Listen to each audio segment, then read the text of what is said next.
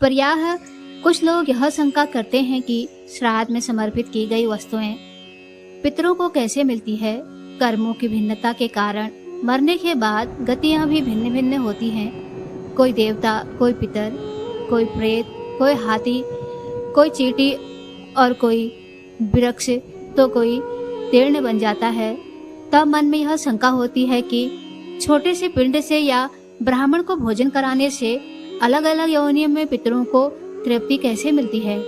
इस शंका का स्कंद पुराण में बहुत सुंदर समाधान मिलता है।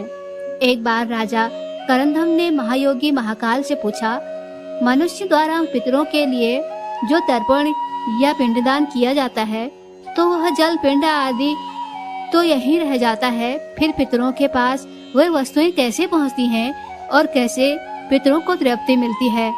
भगवान महाकाल ने बताया कि विश्व नियंता ने ऐसी व्यवस्था कर रखी है कि श्राद्ध की सामग्री उनके अनुरूप होकर पितरों के पास पहुंचती है। इस व्यवस्था के अधिपति हैं अग्निस्वाद आदि। पितरों और देवताओं की योनि ऐसी है, दूर की पूजा ग्रहण कर लेते हैं और दूर से कही गई स्तुतियों से ही प्रसन्न हो जाते हैं। वे भूत, भविष्य व वर्तमान सब जानते हैं और सभी जगह पहुंच सकते हैं। 5 तन्मात्राएं मन, बुद्धि, अहंकार और प्रकृति, इन 9 तत्वों से उनका शरीर बना होता है और इसके भीतर 10 वे तत्व के रूप में साक्षात भगवान पुरुषोत्तम उसमें निवास करते हैं। इसीलिए देवता और पितर गंध व रस तत्व से तृप्त होते हैं, शब्द तत्व से तृप्त रहते हैं और स्पर्श तत्व को ग्रहण करते हैं। पवित्रता से ही वो प्रसन्न होते हैं और वे वर देते हैं। पितरों का आहार है अन्न, जल का सार तत्व। जैसे मनुष्य का आहार अन्न है, पशुओं का आहार तृण है, वैसे ही पितरों का आहार अन्न का सार तत्व, गंध और रस है। अतः वे अन्न व जल का सार तत्व ही ग्रहण करते हैं। शेष जो स्थूल वस्तु है वह यहीं रह जाता है। किस रूप में पहुंचता है पितरों को आहार, आइए जानते हैं इसके बारे में। नाम व गोत्र के उच्चारण के साथ जो अन्न, जल आदि पितरों को दिया जाता है, विश्वदेव एवं अग्नि स्वाद दिव्य पितर हव्य कव्य को पितरों तक पहुंचा देते हैं। यदि पितर देव योनि को प्राप्त हुए हैं तो यहाँ दिया गया अन्न उन्हें अमृत होकर प्राप्त होता है। यदि गंधर्व बन गए हैं तो वह अन्न उन्हें भोग के रूप में प्राप्त होता है। यदि पशु योनि में है तो वह अन्न तृण के रूप में प्राप्त होता है। नाग योनि में वायु रूप से, यक्ष रूप में पान रूप से, राक्षस योनि में आमिष रूप से, दानव योनि में मांस रूप में, प्रेत योनि में रुधिर रूप में और मनुष्य बन जाने पर भोगने योग्य तृप्तिकार पदार्थों के रूप में प्राप्त होता है।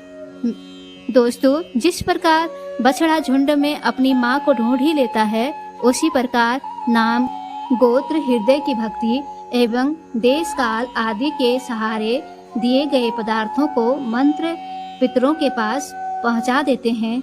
जीव चाहे सैकड़ों योनियों को भी पार क्यों न कर गया हो, तृप्ति तो उसके पास पहुंच ही जाती है। श्राद्ध में आमंत्रित ब्राह्मण पितरों के प्रतिनिधि रूप होते हैं। एक बार पुष्कर में श्री राम जी अपने पिता दशरथ जी का श्राद्ध कर रहे थे। राम जी जब ब्राह्मणों को भोजन कराने लगे तो सीता जी वृक्ष की ओट में खड़ी हो गई। भोजन के बाद राम जी ने जब सीता जी से इसका कारण पूछा तो वो बोली, मैंने जो आश्चर्य देखा उसे मैं आपको बताती हूँ। आपने जब नाम गोत्र का उच्चारण कर अपने पिता, दादा आदि का आह्वान किया तो वे यहाँ ब्राह्मणों के शरीर में छाया रूप में सटकर उपस्थित थे। ब्राह्मणों के शरीर में मुझे अपने ससुर आदि पितृगण दिखाई दिए। फिर भला मैं मर्यादा का उल्लंघन कर वहाँ कैसे खड़ी रहती, इसीलिए मैं ओट में हो गई। तुलसी से पिंडा अर्चन किए जाने पर पितृगण पर्यंत तृप्त रहते हैं। तुलसी की गंध से प्रसन्न होकर गरुड़ पर आरूढ़ होकर विष्णुलोक चले जाते हैं।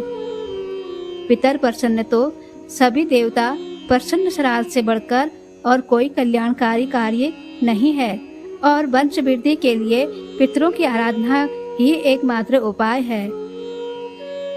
आयु पुत्रान यक्षे स्वर्ग कीर्ति पुष्टि बलं श्रियं पशुना सौख्यं धन धान्य प्राप्नुयात पीर्ति पूजनातः।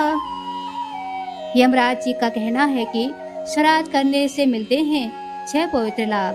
श्राद्ध कर्म से मनुष्य की आयु बढ़ती है। पितृगण मनुष्य को पुत्र प्रदान कर वंश का विस्तार करते हैं। परिवार में धन धान्य का अंबार लगा देते हैं। श्राद्ध कर्म मनुष्य के शरीर में बल पौरुष की वृद्धि करता है और यश व पुष्टि प्रदान करता है। पितृगण स्वास्थ्य बल शौर्य धन धान्य आदि सभी सुख स्वर्ग व मोक्ष प्रदान करते हैं। श्रद्धा पूर्वक श्राद्ध करने वाले के परिवार में कोई कलेश नहीं रहता, वरन वह समस्त जगत को तृप्त कर देते हैं।